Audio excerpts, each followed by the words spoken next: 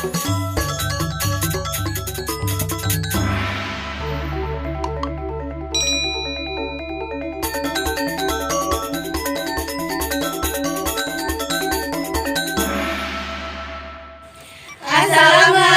warahmatullahi wabarakatuh. Sampurasun. Tepangkeun urang sadaya ti kelas 12 IPS 1 bade nampilkeun pagelaran wayang Sunda anu nyanak judul Sumpah Sri Kandi. Wilujeng nyakseni.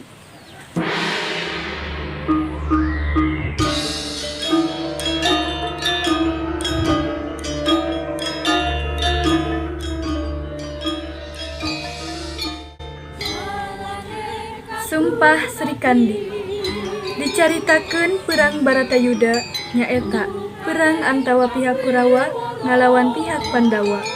Tapi hanjakalna dina perang ieu tokoh anu bager tur bijaksana nyaeta anu namina Bisma aya di pihak anu salah, pihak Kurawa. Anjeunna ngalawan incuna anu dipika asih nyaeta Arjuna ti Pandawa. Indung Bisma nu namina Dewi Gangga ngingetkeun Bisma supados ulah turun ngalawan seorang wanoja. Emut kutukan ti Amba nyaeta sateu acan maot Amba nyumpahkeun yen Bisma bade nilar dimargikeun ku titisan putri Amba nyaeta wanoja titisan anjeunna.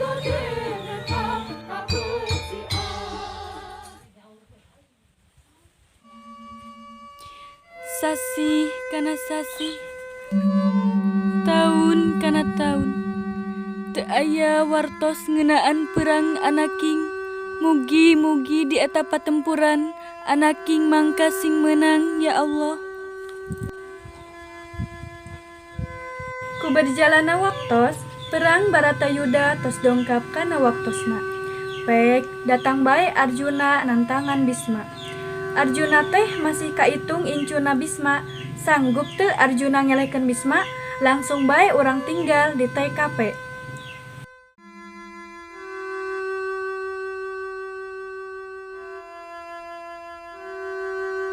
Sampurasun. Rampes. Aya naon Arjuna? Sanaos anjeun aki abdi. Nanging kumargi ieu tugas abdi. Abdi bade tempur jeung anjeun.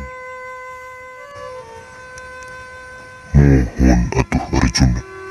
Sabenerna kuring embung tempur jeung maneh sanaos kuring tos kolot. Nanging ieu tugas sim kuring oge bakal tempur jeung maneh.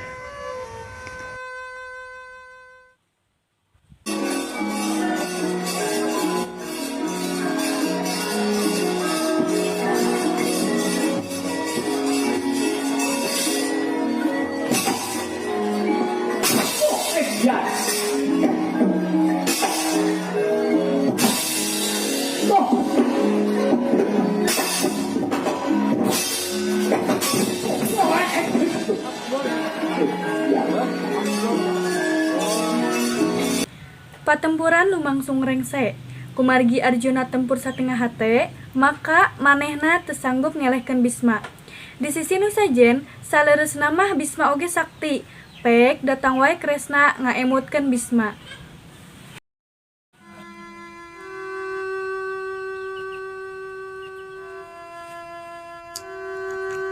Woi, Bisma, sanajan anjeun kesatria anu sakti jeung hese dielehkeun, tapi bakal aya waktuna anjeun eleh ku hiji wanoja.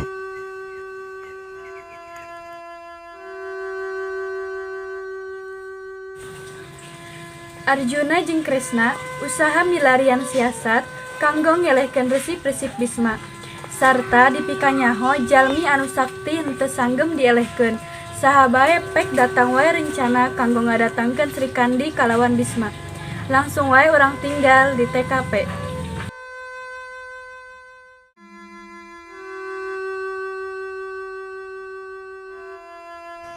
Arjuna, sim kuring gaduh ide kumaha lamun Sri Kandi urang jurung pikeun ngalawan Bisma. Mohon, mangga Dewa.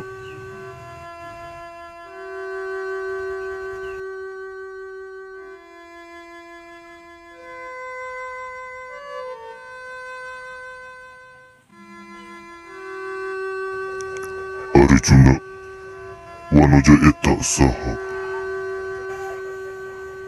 Wanoja eta teh Sri Kandi teh ya dewa.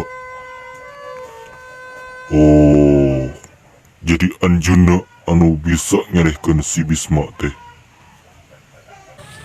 Akhirna Arjuna jeung Kresna ngabereskeun tugas ka Sri Kandi yang hareupan Bisma.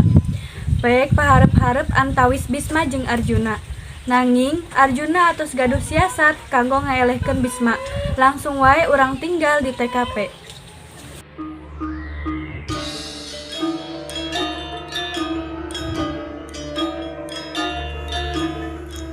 Hei Bisma, anjeun tos siap tarung jeung abdi?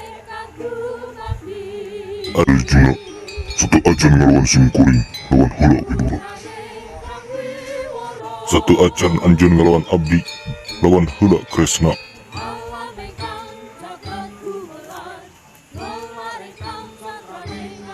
Age ngelawan simkuring Arjuna. Nyake dengan heula abdi bade ngagorwan hiji jalma pikeun ngalawan anjeun.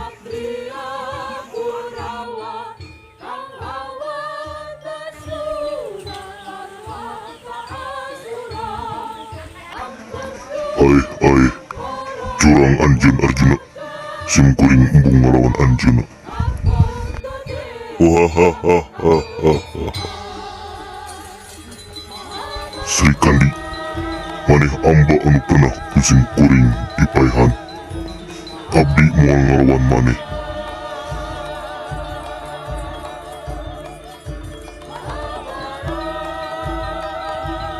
Baheula maneh pernah maehan abdi.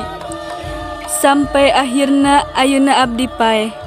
Sarta ayeuna abdi ngabuktikeun lamun abdi atos robah keayaan jadi Sri Kandi. Lain abdi teh hoyong ngalawan maneh. Man kelemahan abdi nyaeta saurang wanoja. Abdi teu paduli. Anggeh hareupan abdi nyamperkeun. Bisma anggeh maju ka dieu. Atuh. Hei, Bisma, abdi bade ngabaleskeun dendam abdi salila mang tahun-tahun. Akhirna Bisma oge maot ku Sri Kandi. Nyaeta titisan Dewi Amba anu bersumpah erek ngelehkeun Bisma ngalewatan titisana. Kukituna Bisma oge tewas. Sakitu bae anu tiasa ditampilkeun. Wassalamualaikum warahmatullahi